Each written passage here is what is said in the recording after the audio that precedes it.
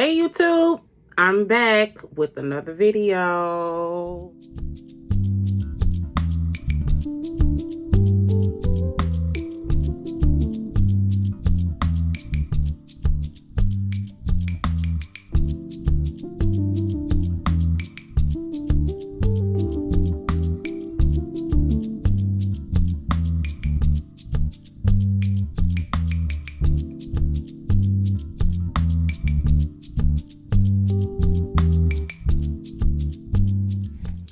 Okay, so for this one, I wanted to talk about my nonprofit, No Training Wheels Foundation. If you look below, you can go to this link right here and you can do some digging about what it is. But I kind of just wanted to touch on what it is, why I started it, and the audience that I serve. No Training Wheels, it is a nonprofit 501c3 that I started back in 2018. We received our 501c3 status in 2019. And we've been pushing ever since. So the story behind No Training Wheels Foundation is one of my favorite childhood stories. Too much. It's one of my favorite childhood stories. So basically, boom, here's what happened. I was about maybe 4 or 5, and we lived in North County. We lived on a street called Pine Ridge, and it had like a really steep hill to get off of the street. It's a one way. So to get off the street, it was like a steep hill. So for, I want to say maybe a month or 2 months, and a lot of these details get like really, really muddy because it's been so long ago, but I do remember like the general concept. So I asked my daddy, I'm like, Daddy, I really, really want to learn to ride a bike, because at this time, every kid in the neighborhood had a bike. And what would happen is after school, on weekends, early on Sunday mornings, after church on Sundays, all the kids would be outside riding their bikes, and I'd just be sitting there like, it must be nice. So I ended up getting a bike for my birthday. And I was in love. I'm like, let's ride, let's do it. And then my daddy was like, but you need training wheels, so you're going to have to wait.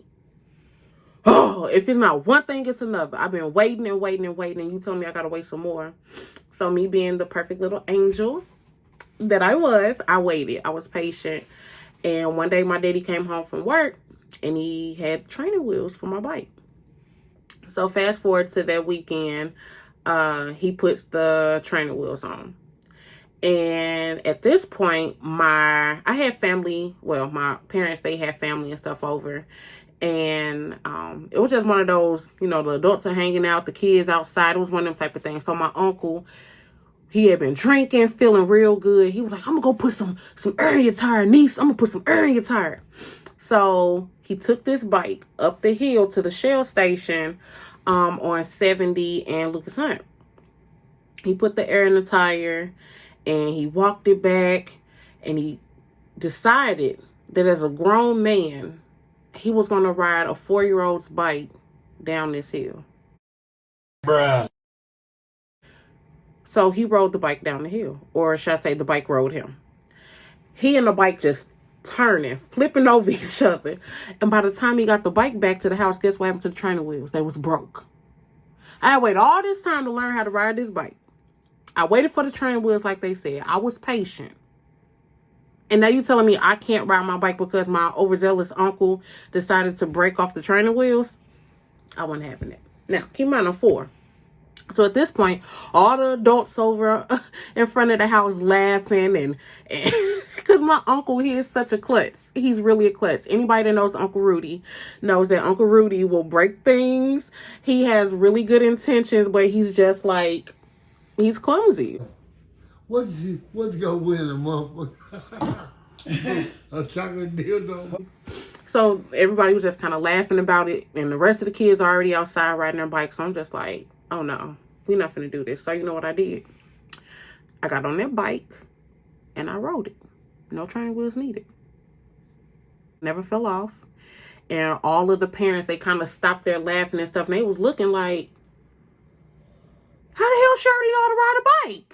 I didn't know how to ride a bike. But I believed in myself, and I wanted it bad enough to where I'm going to learn how to ride this bike, whether y'all going to help me or not, and whether I have training wheels or not. I'm going to get it done, and I'm going to succeed. Even if I fell off, I wasn't scared of it. I did it anyway. And so that's kind of the premise behind No Training Wheels. So to connect the story, I was entering college. I had been in college for maybe, I want to say 2-3 years. And I was really going through it. I had just lost my stepfather. I saw him get shot. I had to go to counseling for that. And then there was also the classes I was taking. So as you saw in my previous video, I switched my major around this time. So now I went from doing graphic design to business. So a lot of stuff was changing. I was taking calculus, microeconomics, chemistry, and I think like 2 more classes. And when I say the course load was just like terrible. So between going back and forth to the precinct to answer questions for these detectives and going to class, studying for midterms, or it was finals at this time, studying for finals, it just became really overwhelming, and I felt like I had nowhere to turn at all. But as I mentioned in my first video, I had and still do have a really, really, really supportive and good group of friends. It's not that I couldn't go to family, but in this case, my friends were more understanding of what I was going through because they were going through similar things. And I remember telling my best friend, Sharita, I was like, girl, I just wish that there was some kind of resource that could help me go through this right now, because mentally I'm breaking down. I don't know the very next step I'm supposed to take in life. Like, I feel like I'm just stuck. I've been being patient, trying to wait for all of this bad stuff to subside, and I just don't know what to do. I say it just really reminded me of when I was trying to learn how to ride my bike. Everything was getting in my way, and, you know, I just did it, and then it clicked. I need to create a resource for women who feel the way I feel, who are going through the same things that I'm going through. And we can talk about this shit. Like, we can have good conversation. We can share coping skills. We can share resources that we didn't know was out there. And that's why I started No Training Wheels Foundation. So fast forward to now. We've been in operation going on, well, let me see, how can I say that? We've been in operation for 5 years. We've been legalized by the state for 4. And it's been great. We offer these meetings and support groups on the last Saturday of every month called Support Her Saturday. These are super fun. They're interactive. So we try to incorporate some type of craft or some type of relaxing activity. So we've done painting, we've done molding with clay. You know, it's very interactive, but at the same time, we're having real deep conversations with one another. We have NDA, so the conversations that we're having in these rooms is staying in these rooms. And I think that's a big part of what the audience and the participants enjoy about it the most. Now, additionally, you share as much as you want, or you don't share anything at all.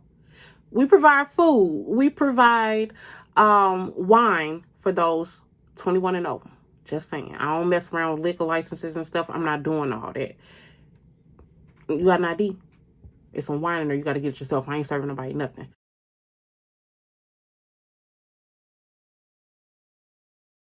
But kind of a beautiful thing last year, and you all will hear more about what I went through in 2021 as far as grief goes. I lost a few family members last year, one of which being an aunt who was my grandmother's sister, and she left behind a house. Now, in 2020, when the pandemic was kicking off, No Training Wheels had just won a scholarship to have an office over here in Ferguson. The problem was the organization that we won the scholarship through, they were bleeding money. And they were no longer able to offer their building to the recipients anymore, so we had to move out. So last year in February, my great aunt passed and she left behind the house. So I had been in conversations with my aunt, who kind of took over everything, and she was like, yeah, you can use this, you know, for your support group. And I was just like, wow. So it's really giving us a homey feeling. It's giving us a real casual feel, because before we were in these professional environments, where it was like, I don't want to share too much, but at the same time, now it's just like really relaxed. We have a closet that we call the MTW closet, where if you have, let's say, a wedding coming up or a job interview, or you just need clothes, you have access to all of these gently used items, most of them still with tags on it, that you can take advantage of. In addition to that, it's really just a group of women who have formed together to rally behind one another, to give each other a support system when we wouldn't have it otherwise. So No Training Wheels is super near and dear to my heart.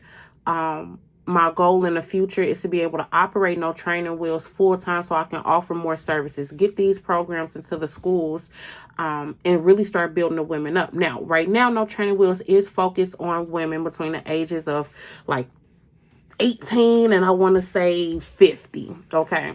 Yeah, I'm sorry. These allergies really been kicking my butt. Give me a second. We want to be able to expand this into, maybe men as well, maybe have a men's division. But right now, the sole focus is primarily on building strong women so we can have stronger communities. A bigger part of why the support groups have become so important is because we live in St. Louis, which has been deemed the #1 crime-riddled place in America. Okay, so a lot of us wake up and we see the news, and if it's not a family member or a friend who's suffering from something or has been shot or killed or something, then it's just depressing news all the way around. And that stuff, it messes with your head. I stopped going out. I stopped being social. I became more of an introvert because of where I live.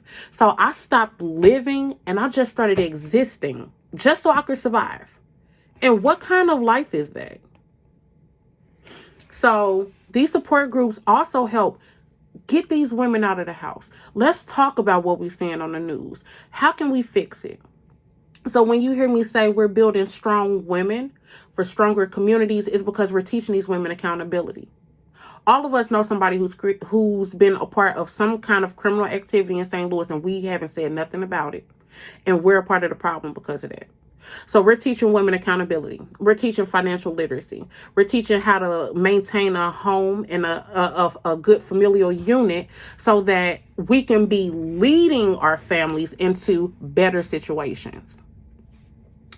So when you hear me say that, that is more so what I'm referring to.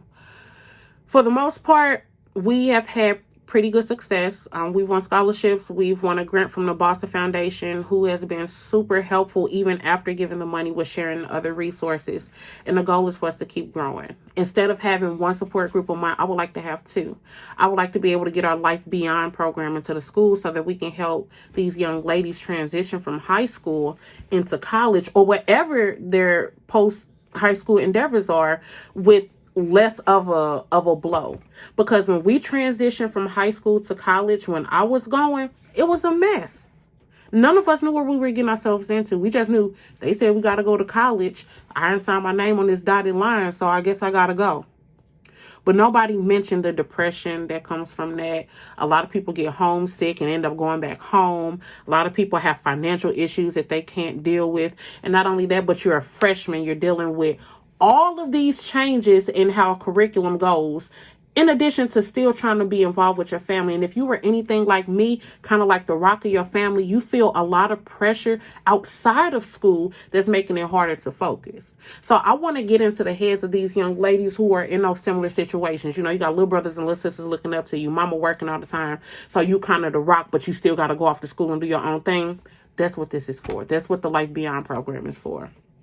So I said a lot, but I had to do this video because I wanted everybody to know why No Training Wheels is so important to me, what it means to me, and why it's going to be forever a part of my future. No Training Wheels is more than just a nonprofit. It's my backbone. And I need No Training Wheels probably more than any of the other participants. Everybody who comes to these groups, I appreciate it. Because you're helping me too. You're listening to my problems as well. You're giving me advice. And I appreciate it. So once again, here's the website. Make sure you go take a look. And if you're in the St. Louis area, we'd love to have you. We keep these groups small and intimate as of right now. But hopefully in the future, once we grow and we expand, we'll be able to open it up, have different groups that apply for different people, just so we can hone in on being able to help specific situations. Hopefully being able to partner with NAMI and other mental health organizations throughout the city and even on a national level, and just being able to provide resources. Our mental health is important, y'all. It's super important. It's so much going on, and to really live an impactful life, we really have to get a hold of our mental health before we lose all control. So if you're interested in coming to any of these support groups, just go to the website, look through the calendar, pick a date that works for you, and pop out. Each one has a theme. I think the one for this month, so instead of it being on a Saturday for April, it's going to be on this Sunday, which is May 1st. So we'll technically have 2 in May. But for the one in May, it is a financial literacy workshop. We'll be giving out budget sheets. We'll be talking about credit. We'll be talking about the best ways to manage our money, the best ways to increase our money, and just having really deep conversations about that and seeing how we can better build ourselves from a financial perspective. Additionally, we do have a brunch coming up. Go to the website, take a look, and we will be having an on-site chef cooking, which happened to be my husband. Y'all knew I had to put him in there. Fat Meets Greasy. That's the name of his business, Fat Meets Greasy. So we'll be having brunch cooked on site by FMG. This will also be a very intimate session. But yeah, go to the website and take a look at all that we're offering, y'all. I mean, it's a lot. It is a lot. If you're not already, you can go over to Facebook, type in No Training Wheels Foundation. Stay tuned for any updates that we have pertaining to this nonprofit. And if you want to get involved, make sure you go to the website, or you can just contact me directly. Basically everything _Tyra on all platforms, I hope. I'll put the links in the description. And if this is something that sounds like it would be good for you, we'd love to have you. We'd love to welcome you and give you all of the air hugs that we can, because we still believe that COVID is very real. Okay. I love y'all. Thanks for tuning in, and I'll see y'all on the next one. Bye, YouTube.